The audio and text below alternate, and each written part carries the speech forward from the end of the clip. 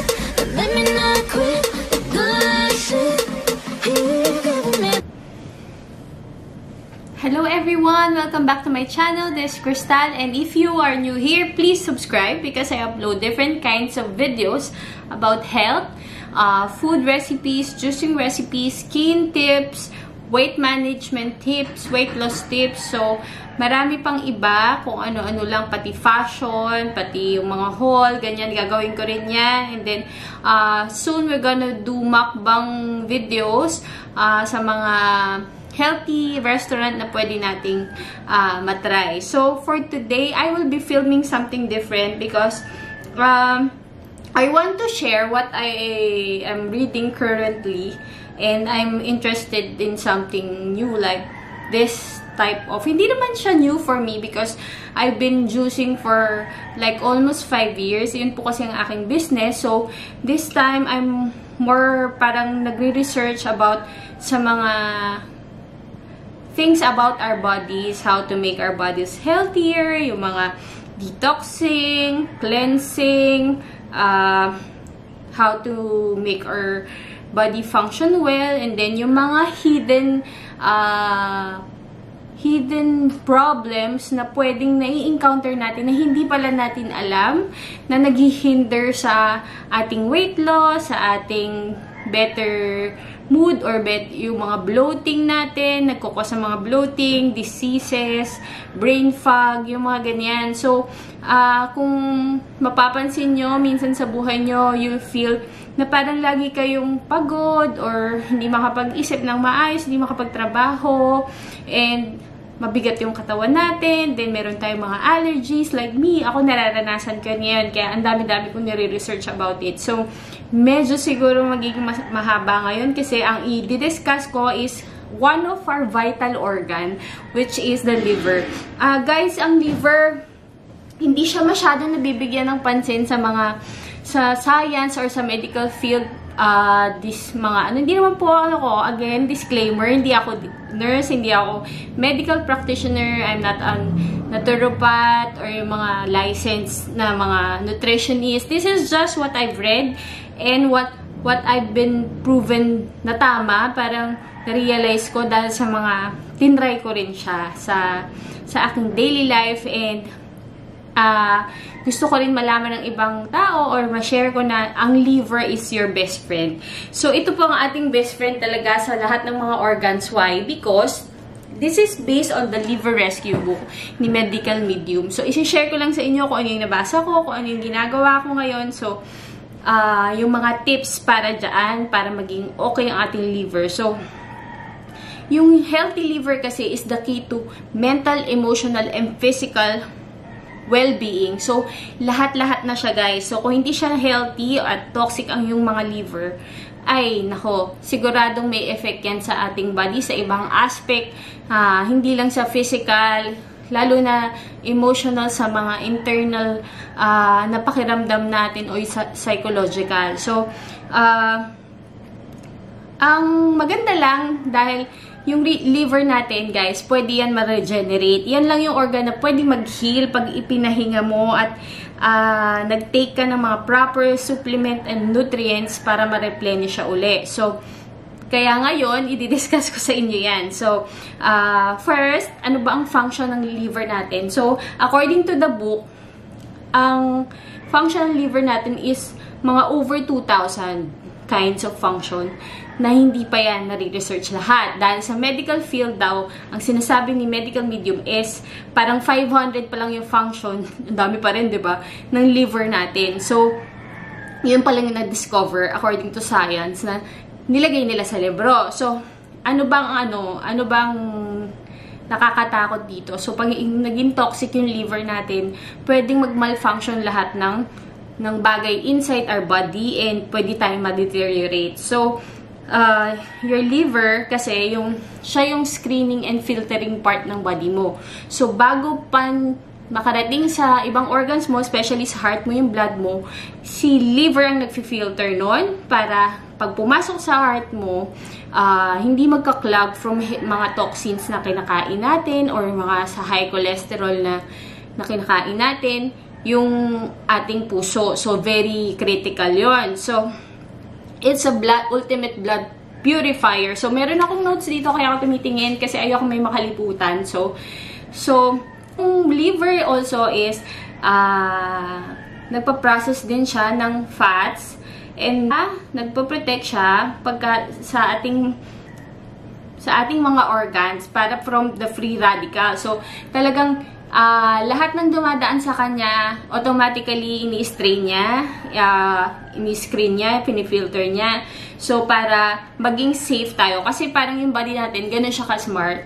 Lagi siyang nasa parang protection mode. So, anything na kasi parang pag nagkakasakit tayo, yun na yung part na kala nila, normal yun guys. Pag nagkasakit ka, ibig sabihin, lumalaban na yung body mo, yung antibodies mo, pinoprotect ka na from something worse.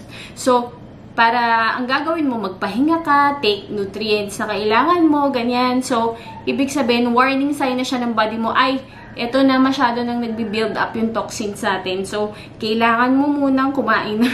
Well, kailangan natin lagi kumain ng healthy. But then, sa sobrang dami ng processed and junk food, hindi natin talaga ma-avoid, diba, na kumain ng ganyan. So, kung hindi siya healthy, hindi niya mag-filter yung blood na pupunta sa ating puso, doon tayo nagkakaroon ng parang palpitations or nagpa-pump ng much harder yung ating puso, which is resulting to high blood pressure. Doon po siya. So, pag nagka-clog siya, yung liver mo, pag nag-clog, wala kang smooth blood flow, nakaka-affect siya ngayon sa heart mo. So, diba? So, para siyang domino effect. So, lagi nating iisipin na ganun ka-importante yung liver sa ating katawan, yung function niya. So,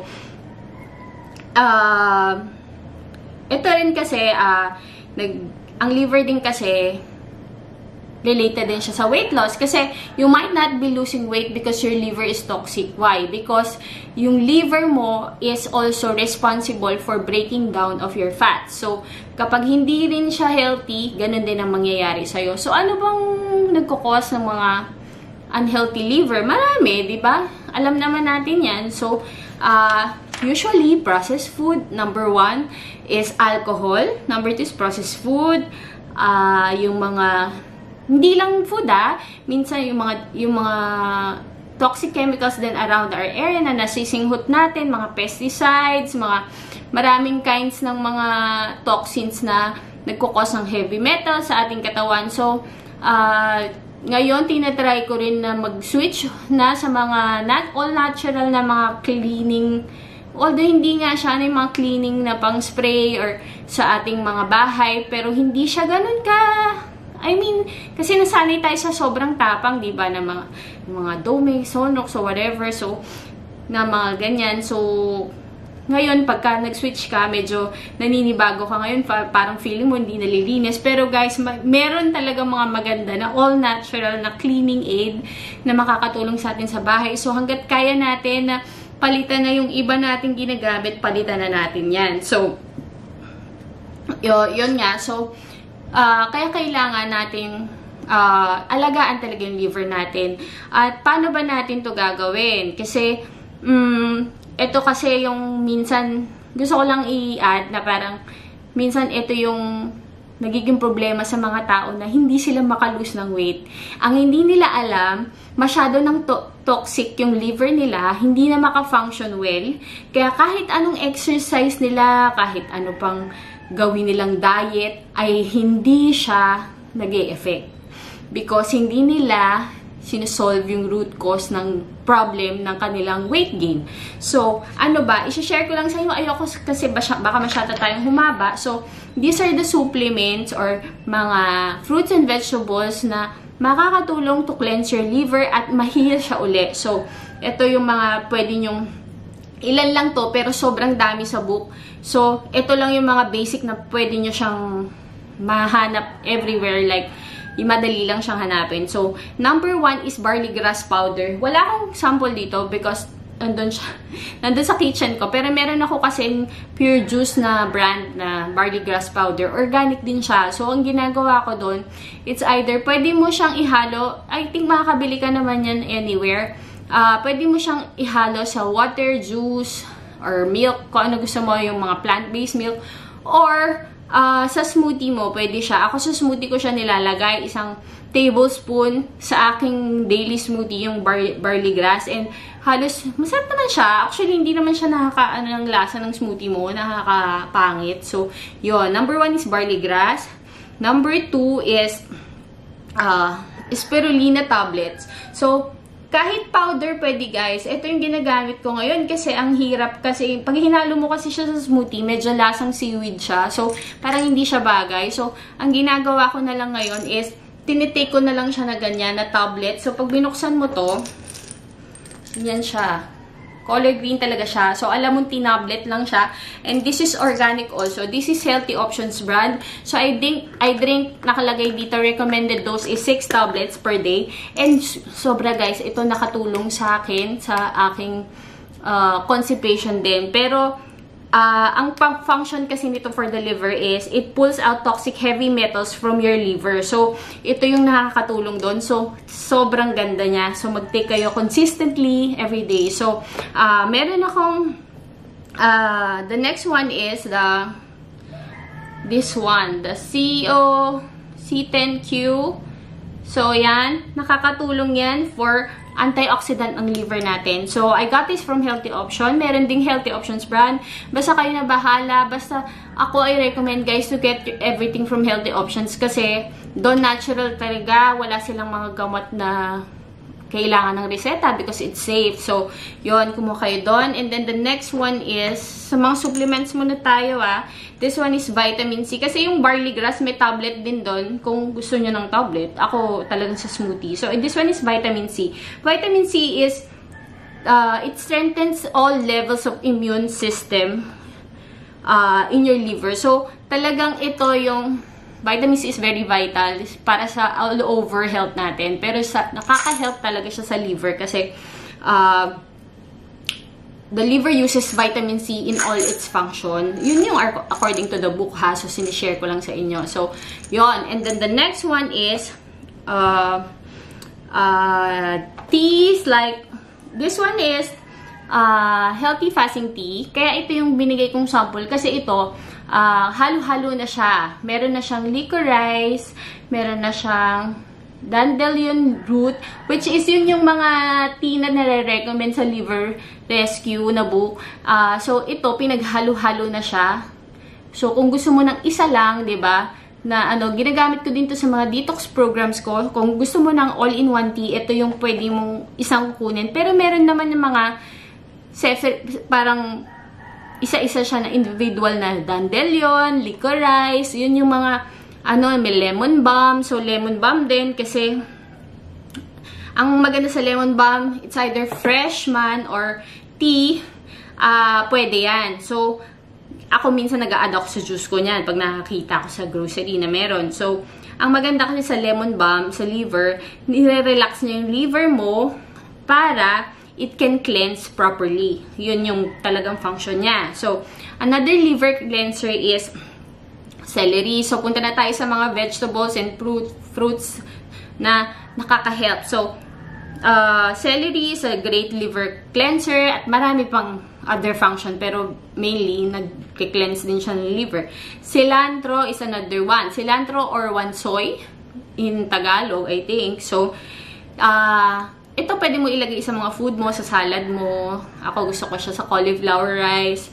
And then, pwede mo rin siya i-juice kung kaya mo yung taste niya. So, this binds the heavy metals from your liver para ma-flush out siya. Yun yung function niya, kaya maganda rin siya. So, lemon and limes improves hydrochloric acid production in the stomach. And then, it cleanses fatty liver and helps dissolve gallstone. So, yun yung mga function niya. So, yung lemon water yan, gawin niyo yan, mag-squeeze kayo ng lemon or gumawa kayo ng lemonade, that's better. So, melons and cucumbers, pagsasamahin ko na, is maganda yan kasi it's hydrating your liver like apples. So, apple is very good for the liver. It's the #1 fruit for the liver. Ngayon guys, another trivia is, yung liver natin, hindi niya na-absorb yung nutrients na binibigay mo sa kanya pag hindi siya surrounded by glucose or sugar. Pero, sugar from fruits, of course, and the starchy, starchy veggies like potatoes, pumpkin, yan yung mga pwede sa talaga. So, yun yung mga tip ko kasi ang sinasabi sa book, yung mga naka-low carb diet or no carb or no fruit diet is pinapahirapan nila yung liver nila sa totoo lang. And then, you can sustain that diet also. So, ako naman, hindi naman ako nutritionist para sabihin ko ano yung gusto nyong, kayo bahala kung ano yung gusto nyong diet. Pero sinasabi ko lang sa inyo na according to the research of medical medium, nahihirapan yung liver natin sa mga diet na ganun, na walang carb or walang fruit kasi nakaka-absorb lang si liver ng nutrients kapag surrounded siya by glucose from fruits. Hindi siya from fruits and vegetable na may sugar, ganun. So, hindi siya yung processed sugar. Of course, ha, baka mamaya kumain kayo ng cake dyan. Hindi yun. So, yun. So, the oranges is another one. It provides calcium and vitamin C that liver can use with combined sugar or glucose from the fruits. Yun nga, mas nagpo-function siya or mas na-absorb ni liver ang nutrients na binibigay mo kapag ganon, kapag meron siyang sugar from fruits. So, another one is dragon fruit, which is a liver rejuvenator kasi it cleanses poisons from the organs. So, yun.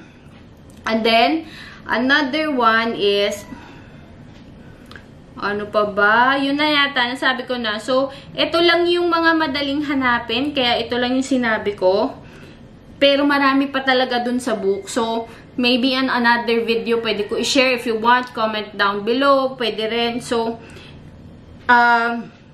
always remember guys to take care of your liver because kung interesado ka rin for your proper weight loss, isa rin siyang parang hidden cause ng weight gain mo para hindi rin nagpa-function well. So, yun lang guys. Masyadong mahaba yung video na to. So, thank you guys for listening to me again and for watching this video.